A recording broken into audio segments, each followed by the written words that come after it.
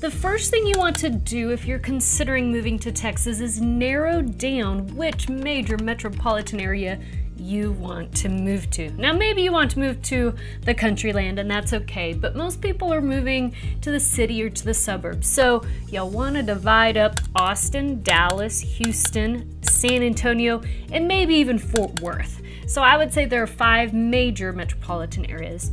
You want to narrow that down.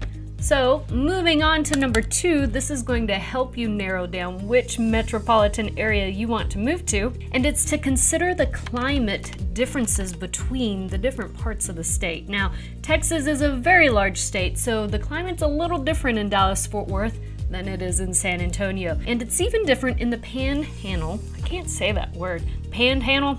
I don't know, but you know, up there by Amarillo. It's even a little different up there from the rest of the state. So how do you know where to go? Think about this. I always say San Antonio is the most hot and humid of the entire state. That metropolitan area, whoo, it's super hot and humid. So I do like to visit San Antonio, but it's hot. Now, if you're a first-time home buyer, or maybe you're in the military or a veteran, it's very, okay, this is details I wasn't gonna include in this video, very veteran friendly, okay? Which the whole state is, but still. Okay, but climate, back to climate. Houston is very humid as well. It gets hot and humid, whew. I mean, it gets humid in Dallas-Fort Worth, but we get humid kind of in increments. So we may have like a 2-week stretch where it's very humid in May, and then it's not humid, and then it's humid, but it's not like San Antonio and Houston are very humid places. So on the Dallas-Fort Worth side, you're gonna get more of your traditional seasons. So you have summer, which is hot. Before last year, crazy weather. It was 96 degrees temperature on average. And we do get occasional snow, not very much, not very often, but we do get it. And we'll have the fall and the springtime as well. We love fall here because it's beautiful outside in the fall. So that's Dallas-Fort Worth is your traditional seasons. Austin is maybe a little more in the middle. It can be humid in Austin, but not as humid as San Antonio. But Austin, I would say, is a little more middle ground. Maybe not even as much of the seasons or as cold as Dallas-Fort Worth. So consider your climates. Number 3 thing you want to know before moving to Texas and helping you narrow down that major metropolitan areas, if politics are important to you, consider the areas that are conservative or liberal, if that makes a difference to you.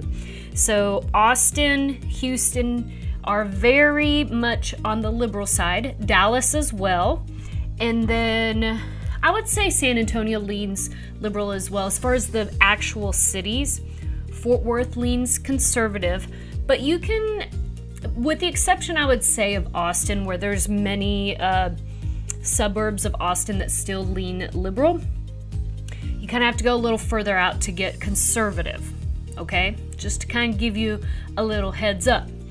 Fort Worth is the most conservative, or the suburbs of Dallas definitely are conservative, but the actual city itself is pretty liberal, so if that's important to you. Okay, the 4th thing you should know about moving to Texas is the topography. Again, it varies. It's such a vast state. It does vary from city to city, but do consider it. So I would say if you're looking for beauty, Austin and the hill country, or even North San Antonio, is probably the most beautiful of the state. There are beautiful hills up there that's west of Austin, okay? Beautiful scenery like Dripping Springs and those cities there. And north of San Antonio, Lake Burney, I think it's beautiful. Very hot and humid, but beautiful, okay? So the topography over there looks different than Dallas-Fort Worth. Dallas-Fort Worth generally is more flat. We do have some hills in some areas. We have some trees that are taller than other areas, but the topography, I would say, is not as nice in Dallas-Fort Worth, although people say, Dana, what are you talking about? But that's my opinion. There are some beautiful areas and there are some hills, but not as many, okay? Houston is where you can find some beautiful tall trees in that northern section, the Sam Houston Park. There's some beautiful trees down in Houston, like the Woodlands. Beautiful, beautiful trees. Now I can say with those beautiful trees, piney trees, come tiny needles in the winter. So I don't know, I'm kind of starting to second guess. We have a rental home that has one of those piney trees and I'm like, wow, that gets pretty messy. Okay, that's a side note. So Houston has beautiful tall trees. Austin has beautiful hills on the west side. Otherwise it's similar to Dallas-Fort Worth. I've never been to El Paso, so one day I'm gonna make a trip over there. Oh, I can say this though, the drive to Amarillo, like the Panhandle again, that is the most boring drive of your life. I literally saw tumbleweeds go across the street when driving up to Amarillo one day. Now Amarillo has some beautiful canyons, but it's flat. That's the typical Texas you think of is up toward Amarillo. Okay? All right. Yeah, so just consider the topography if it's, of importance to you. Number 5, definitely consider the salary differences for your industry in each metropolitan area. And really it can vary depending on what industry you're in. So consider different salaries. You can go to Indeed.com on find salaries and kind of gauge the difference in salaries. So like the nurse practitioner is $129 for Austin, $129 for Dallas, and it's a little lower for Fort Worth. So, but you're gonna do research on that, but the best place to go, in my opinion, the easiest would be Indeed under salaries. Which leads me into the next point, which are the median home prices. You wanna do research on the median home price because maybe, if you're looking at Dallas or Austin for a nurse practitioner and the salary is about $129,000, well, how far away will your job be, your commute to work, and the type of house that you can get? And so it may be a little further drive for Austin than Dallas, maybe not, depending on what you want in a home. There's so many variables to this, but it's definitely something you want to consider. So I would say the best way to tackle this is if you schedule a Zoom call, we can hook you up with an agent that can help you with the locations and show you what you can get for your money and the best places to live. So if you're looking at a hub in Dallas or Fort Worth or Austin or Houston, even San Antonio, you can kind of gauge what kind of home you can get in a great neighborhood and what the price point is, because Austin is more expensive than Dallas-Fort Worth in general. But you also want to map out, what does that mean in a commute? Okay, so number 7, a thing you want to consider if you're moving to Texas in 2023 is if you want a newer home or an older home. Okay, so let me talk a little bit. It's obvious that older homes are closer to the city, and so what that means is if you want a newer home, the question is if you work in the city or a particular spot on a map, you want to map out where the homes with the age that you want. Meaning, if you want a home that's less than 20 years old, how far do you have to drive for your budget in order to get what you want? So it can vary from Dallas to Fort Worth to Austin to San Antonio and Houston. I would say San Antonio, Fort Worth probably have the shortest commutes to newer homes. Dallas and Austin definitely are going to have a longer commute depending on your budget. I mean, if you have a $3 to $5 million budget, yes, you can get a newer home near Dallas, Highland Park, University Park.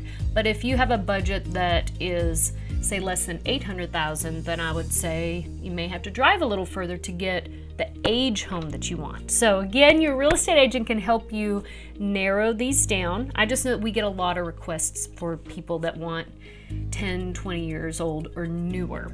If it doesn't matter to you, then you should be fine. You can just disregard this one. The next step you want to do if you are moving to Texas in 2023 is, once you kind of hone in on the area that you want to live, the metropolitan area, then you definitely want to check out the schooling options for your kids if you have kids.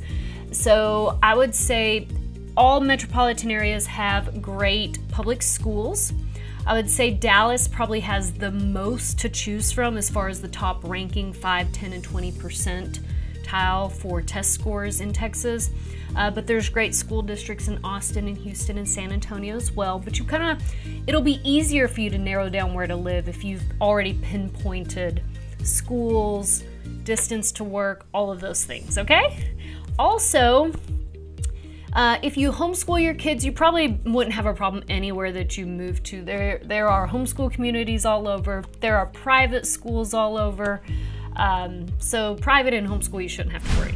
Another thing you want to consider when moving to Texas, especially in 2023, is what kind of feel do you want in a lifestyle? Or what kind of, do you want a city, say, that's almost fully developed, where you don't have a whole lot of construction going on, you don't have like road construction or not as much? Or would you rather have a newer city that, yeah, there may be some road construction, however, everything's new and shiny and booming and neighborhoods are going in, master planned communities that are brand new, you can maybe build a home. So you want to consider the community. Do you want, like I think of South, like it's almost fully developed, which means most of the homes are going to be built in the 90s, but there's there's not much construction going on in South Lake at all. The streets are all really nice. You can actually get around town. It does get busy, but still, everything's pretty nice and developed. You're not hearing a bunch of construction noises. There's a few neighborhoods going in, but versus Frisco, that it's all still pretty brand new, especially the further north you get in the Metroplex. I mean, you have new things going in, there's construction, there's loud noises, so that may be a consideration. Which leads me to the last tip, is consider the population of the city. I don't know if you've thought about this or not, but we were looking for either a rental home or a home to move in just recently. We just contracted on a home, and one of the considerations that I had is I didn't want to be in a really big city, meaning I didn't want to live in Dallas or Fort Worth, because you have to go downtown for community events, and there's so much population there. I want to go into a community and start knowing people. Maybe I'm a social bug.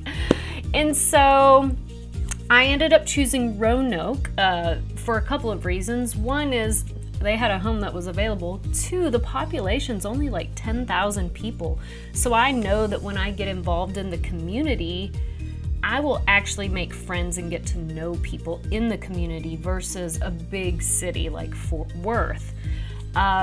So that's just a consideration that I had. I thought maybe you may consider it. I would say for me, a smaller community would be 10,000 to maybe 40, 50,000.